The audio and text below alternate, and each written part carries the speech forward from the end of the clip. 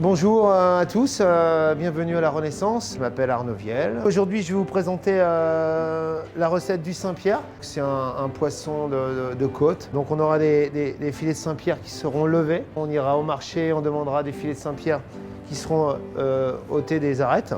On a réalisé une sorte de soupe de poisson avec les arêtes de Saint-Pierre. En ce moment, j'adore travailler aussi l'araignée de mer, donc la moussette qu'on trouve sur la côte du Cotentin, qu'on a décortiquée. On fera une petite raviole avec la betterave et l'araignée. On mettra en avant aussi le safran de Normandie qui est près de chez moi, à côté d'Argentan, donc à la Hoguette, à Annie-Guérard. Des citrons pour faire une petite pâte de citron, apporter un peu de punch à la recette, à laquelle on mettra dedans du miel de chez nous. Donc c'est le miel des bords de l'Orne qu'on réalise avec mon ami Patrick Cholet. On a été cueillir un peu de fenouil bronze dans notre champ derrière. Le fenouil, donc ça c'est pareil, c'est dans notre jardin à côté, le jardin dans la ville. La betterave, pareil, qui est cueillie, récoltée dans les jardins. J'ai voulu mettre les petites morilles en avant parce que j'ai deux petits producteurs qui viennent de s'y mettre cette année. Voilà, je pense que je vous ai tout dit au niveau des ingrédients. On aura besoin d'un petit peu d'anis aussi. Et après tout ça, eh bien, on va pouvoir cuisiner. Donc voilà, donc, on va commencer par la cuisson des légumes. Donc on va adopter une cuisson un petit peu étouffée. On va cuire dans un aluminium. Je veux bien deux autres comme ça, s'il te plaît. Donc on va cuire le fenouil dans l'aluminium. On va le couper en deux. On va cuire dans l'aluminium comme ça. Pour la betterave, on va faire exactement pareil. Donc on va travailler sur une cuisson juste naturelle comme ça. Donc on aura besoin de mettre, pour cette fameuse cuisson à l'étouffée, un petit peu d'anis sauvage. On mettra 3 clous de girofle, quelques baies roses, quelques baies de poivre sauvage, une gousse d'ail qu'on mettra en chemise, dedans comme ça. Donc la gousse d'ail, on ne l'épluche pas, donc c'est pour ça qu'on l'appelle en chemise. On l'écrase tout simplement comme ça. On aura besoin d'une petite branche de thym. C'est une forme de papillote quoi. Et quelques baies de poivre sauvage pour apporter ce côté, cette petite puissance et légère. On arrosera le tout d'huile d'olive. On va allumer le four à 150. Et on cuira donc ces fameuses papillotes à 150 degrés pendant environ 1 heure. On les enveloppe bien de façon à ce que l'eau de végétation reste bien dedans. Et ce qui est intéressant dans cette cuisson, c'est justement l'eau de végétation qui va permettre de cuire et garder ce moelleux. Donc on les enferme bien.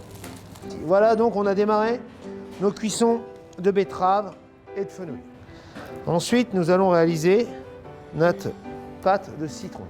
Pour réaliser la pâte de citron, donc je vais prendre, on voit une casserole, je vais prendre mes citrons qui ont été lavés au préalable. On achètera plutôt des citrons bio. On va prélever avec un économe la peau. Ensuite, on pressera le jus des 5 citrons. Voilà. Et nos écorces de citron, nous les blanchirons. C'est-à-dire, c'est quoi blanchir? C'est le fait de recouvrir nos écorces de citron avec de l'eau froide. Lorsqu'on aura été en ébullition, on arrêtera cette cuisson et on renouvellera l'opération 3 fois. C'est une manière d'enlever l'amertume des écorces de citron. Je vais remplir ma casserole d'eau froide et là, je vais démarrer ma cuisson en les blanchissant une première fois.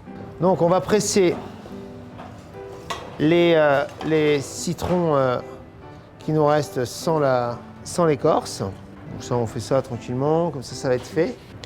Donc voilà la manière la plus traditionnelle de presser un citron. Soit avec une fourchette, soit avec une petite cuillère pour enlever le maximum. Donc on va porter à ébullition le citron, comme ça. Pendant ce temps-là, je vais m'occuper de mes filets de Saint-Pierre. Je vais les portionner. Donc on pourrait les laisser entiers comme ça. Là, mon idée, c'est de lui donner une petite forme un peu plus fine. Je vais enlever tout ce qui est queue là un peu. Voilà. Mes citrons sont blanchis. Donc j'égoutte mes citrons. Je les refroidis. Et là, je les remets dans ma casserole. Et je renouvelle l'opération. Je blanchis une seconde fois. L'idée, c'est d'assaisonner les poissons au moins un quart d'heure avant la cuisson, de façon à les raidir un petit peu. Donc, je vais assaisonner de sel, un tour de poivre. Voilà. Là, on travaille avec un poivre sauvage, donc on n'a pas peur de... Même si ça apporte quelques petits points, mais c'est vraiment fait pour que la recette soit ici avec les bons parfums de poivre sauvage. Donc la deuxième ébullition, pas trop mal. Juste une ébullition, on arrête. Je renouvelle, je refroidis et ça rince en même temps. Et ça enlève toute cette amertume pour la pâte de citron. Donc pour ma pâte de citron, je vais utiliser le jus rendu des citrons à laquelle on a prélevé les écorces. Ensuite, on va ajouter le sucre. On va ajouter 8 grammes de sucre par citron. Donc j'ai 5 citrons, 40 grammes. Je vais incorporer aussi dedans une cuillère de miel des bords de l'Orne. Donc de nos abeilles qui viennent butiner. Voilà. J'attends l'ébullition là et là on va pouvoir les incorporer dans le jus de citron, miel et sucre. Voilà, là je suis bien. Donc je mets mes écorces dans le jus et on va laisser cuire jusqu'à temps qu'on ait presque une évaporation du citron. Et on réalisera une petite pâte avec les écorces et le jus. Ensuite, on va procéder à la cuisson de notre poisson. On a réalisé un bain d'huile d'olive. On a mis de l'anis sauvage, le fenouil bronze qu'on a cueilli derrière la Renaissance, dans notre champ derrière, près des bords de l'Orne là. Et on va procéder à la cuisson. Alors, le plus important dans cette recette, c'est d'avoir une cuisson parfaite du poisson. Il faudra qu'il soit cuit à 60 degrés maximum. Et là, je suis déjà à plus de 60 degrés. Et lorsque je vais mettre mes poissons dedans, on va baisser un petit peu. Je vais mettre mes filets de Saint-Pierre en immersion totale dans mon bain d'huile. Et je laisse sur le côté, comme ça. L'idée, c'est d'avoir une cuisson très douce, à laquelle on ne va pas massacrer le poisson. On va avoir une cuisson très lente, une cuisson très douce, et on va avoir un poisson qui va bien rester ferme. Ensuite, je vais mettre à réduire ma sauce d'arête. Donc, comment on a réalisé notre sauce à base d'arête? On a fait revenir nos arêtes de Saint-Pierre. On a légèrement tomaté avec un peu de concentré de tomate. On a ajouté une petite garniture aromatique. On a mis du fenouil, des carottes, de l'ail et de l'oignon. On a ajouté aussi quelques épices, de la badiane, de l'anis sauvage. Et on a flambé avec du ricard. Si on n'a pas le temps de faire ce fameux jus soupe des arêtes, eh bien on achètera une soupe de poisson qu'on fera réduire et qu'on montera très légèrement au beurre. Donc je réduis ma petite sauce à base d'arêtes. Pendant ce temps-là, mon poisson cuit tranquillement. Je regarde quand même ma température. J'essaie de ne pas dépasser 60 degrés. Donc je suis pas trop mal. Voilà. Et là, on aura une belle cuisson. On va le cuire à peu près pendant 10 minutes comme ça. On va continuer avec la cuisson des morilles qu'on va laver, s'il te plaît. Et on va les cuire tranquillement avec un petit peu de fond blanc et un peu de beurre. On va réaliser ensuite une purée de betteraves. Donc on aura mis des betteraves dans le mixeur et on aura mixé ces fameuses betteraves qui ont été cuites avec du sel, du beurre et juste montées comme ça.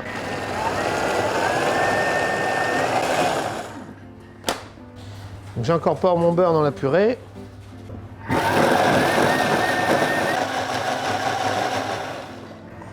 Alors, donc les morilles avec la noix de beurre. Juste la petite gousse d'ail comme ça. La petite branche de thym. Ensuite, on mettra un tout petit peu de fond blanc. Alors ce qu'il faut savoir, c'est que la morille est toxique en dessous de 60 degrés.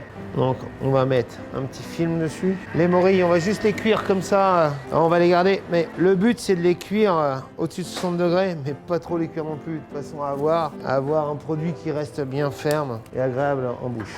Donc j'ai fait mon petit couvercle là. Voilà, vous avez vu, donc ça là, on est en train de bien caraméliser les zestes de citron. Donc on a réalisé la petite purée de betterave, hein, très simplement. La betterave cuite au four, juste mixée, montée au beurre, assaisonnée. Il y a un beau mariage, un mariage qui est tout simple. On est avec des produits qui sont obligés de se rencontrer, quoi. Donc vous avez vu, pendant ce temps-là, mes Saint-Pierre continuent de cuire. Vous avez vu, j'ai pas grand-chose à faire. Là, elle est encore ferme un peu. Hein, et translucide, on le veut translucide. Hein. Nos morilles, elles sont pas mal. On les réchauffera un petit moment avant de servir. Alors, on va réaliser la fameuse pâte de citron. On va mettre dans notre robot mixeur nos zestes confits. Je vais torréfier mes graines de tournesol. Donc voilà la pâte de citron qu'on va débarrasser dans une petite poche. Donc on aura notre petite poche de pâte de citron pour notre dressage de tout à l'heure. Et là, ce que je voulais vous montrer, c'est les fameuses betteraves qui sont cuites. Voilà, donc là, elles sont cuites avec la peau, vous voyez. Et on va retirer la peau et on va réaliser des ravioles avec. Nos petits fenouils qui sont cuits, pareil, après 1 heure de cuisson. Donc on a épluché nos betteraves après cuisson. Donc on prend la mandoline, on taille assez finement en porte-pièces. Voilà, on va les garnir avec l'araignée qu'on a décortiquée. Ensuite, Paul me les détaille pour avoir une forme bien ronde, bien jolie. Hein, donc là, vous avez vu qu'on est en train de réduire le jus afin d'avoir un jus très sirupeux. Donc les poissons, on va les retirer parce qu'ils m'ont l'air d'être cuits. Comment je fais pour vérifier si mon poisson est cuit? Petite sonde. Vous, à la maison, vous n'avez pas ce petit outil-là. Vous prenez un petit cure-dent et votre cure-dent, il doit s'enfoncer sans forcer. Donc mon poisson est cuit là. On se retrouve avec un beau poisson bien translucide qui était bien parfumé par toutes ces herbes.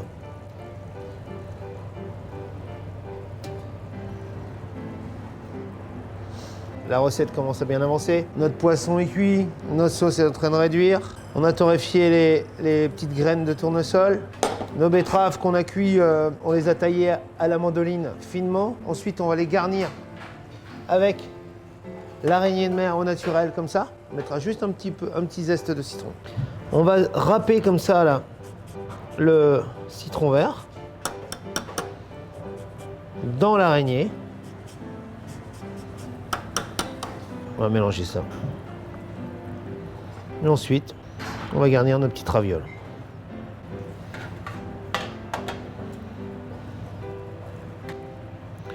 D'où pourquoi la petite raviole.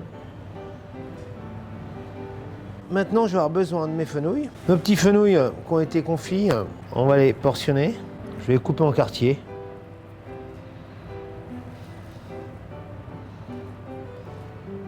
Donc les petits quartiers qu'on réchauffera au moment du dressage. Vous avez vu, ça doit être joli, bien régulier.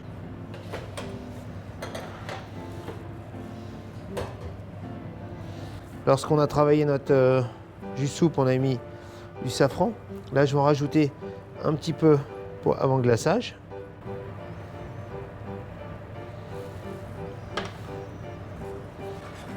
On incorpore des petites parcelles de beurre dans cette sauce. J'en veux bien encore un peu, s'il te plaît. On est en Normandie, il faut pas être radin. Hein. T'es normand ou pas, toi? Continue à émulsionner, de façon à ce que la sauce ne tourne pas. Et là, maintenant, on va glacer nos poissons. Donc, on doit avoir une sauce qui doit être bien nappante. Là, on va glacer nos poissons.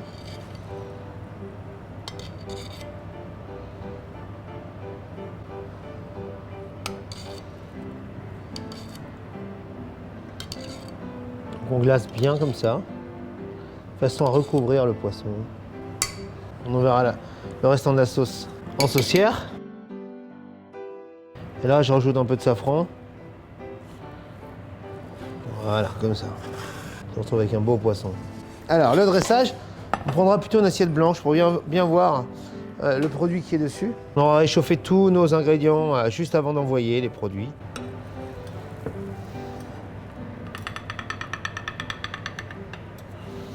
Voilà, on fait une petite larme comme ça. posera notre poisson dessus. On va prendre le plus beau.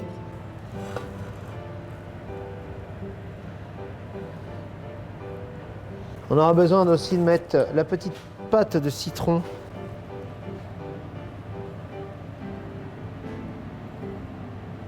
Voilà. Ensuite, on déposera les petits fenouils sur le poisson. La fameuse raviole d'araignée qu'on aura juste réchauffé au dernier moment. Les petites morilles qu'on va mettre dans l'accompagnement comme ça sur le poisson. Donc on mettra le fenouil sur le poisson. Tout se passe sur le poisson. Et les petites graines de tournesol sur les ravioles. Pour apporter un peu de croquant à ces petites ravioles un peu molles. Pour déguster vraiment notre fameux Saint-Pierre, on mettra la sauce jus soupe des arêtes au pistil de safran sur le côté. Voilà. Alors voilà le Saint-Pierre de petite pêche de Port-en-Bessin qui est laqué d'un jus soupe des arêtes et pistil de safran de la Hoguette. Les petites morilles de production d'ici, les ravioles avec l'araignée de mer. Le petit gel citron sur le côté, et puis voilà, il n'y a plus qu'à déguster maintenant.